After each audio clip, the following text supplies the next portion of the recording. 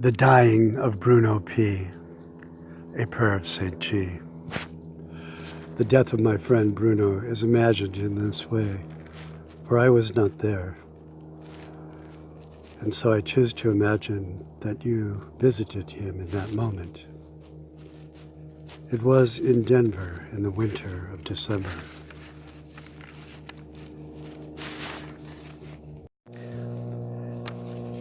And in the same voice that we sang the songs of the world so lustily, though Bruno could not carry a tune in a bucket, the song came to Bruno from among the songs of King David. I will sing of mercy and judgment. I will sing praise to you, O Lord. And in his mind was mercy, for he feared judgment, as do we all, but not enough perhaps. We were raised unlearned in the ways of the gospel, and so knew faintly of mercy, and was not believed, and strongly of judgment, and was strongly believed. Thus, if we felt we had strayed from the path, tried to again find it, but we did not know the way. In the commonplace towns of southern Minnesota, in the years after the war, the faith in Jesus Christ was divided. There were many Lutherans and who read the Bible, Methodists who lustily sang, and Catholics who obeyed the church, semi-obeyed, for we had confession to cleanse us repeatedly, every Saturday in fact. We had simply to withstand the imagined glare of the priest on the other side of the shade. In large part, a sort of faith was contained through childhood and through to late teens, but afterward found relief in avoiding the Mass and the sacraments, until Easter time, where it was commanded we avoid mortal sin by taking communion. There were lots of mortal sins. Catholic girls married Catholic boys and raised Catholic children.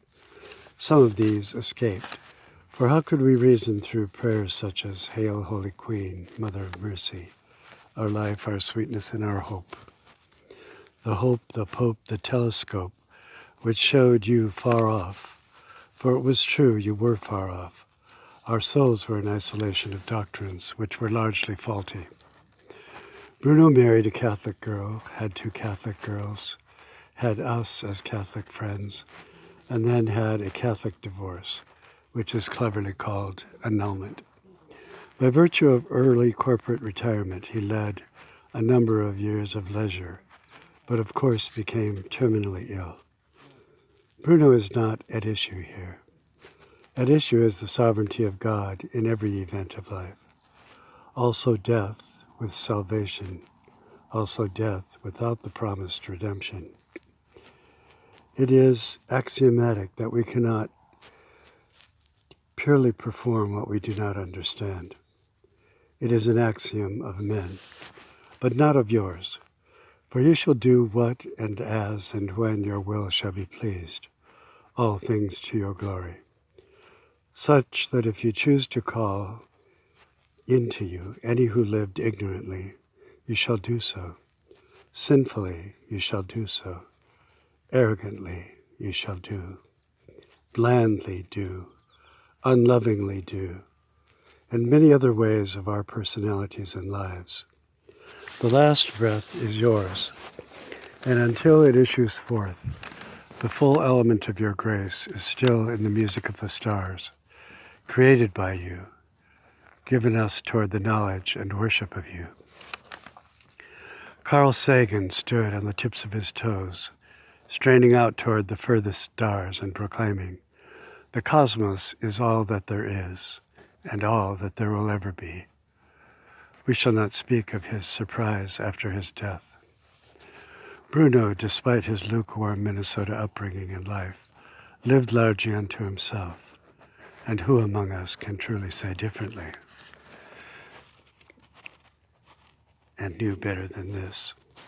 There were several times during our lifelong friendship when his voice rose out amongst our friends, saying to me, "I think you are saying something more than that."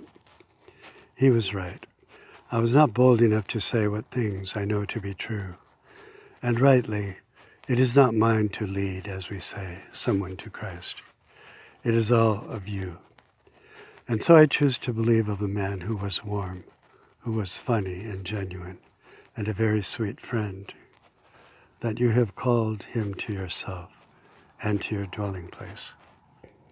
May it ever be so among us, whose lifelong friendships were made to see the beholding of the great love you have for us. Amen.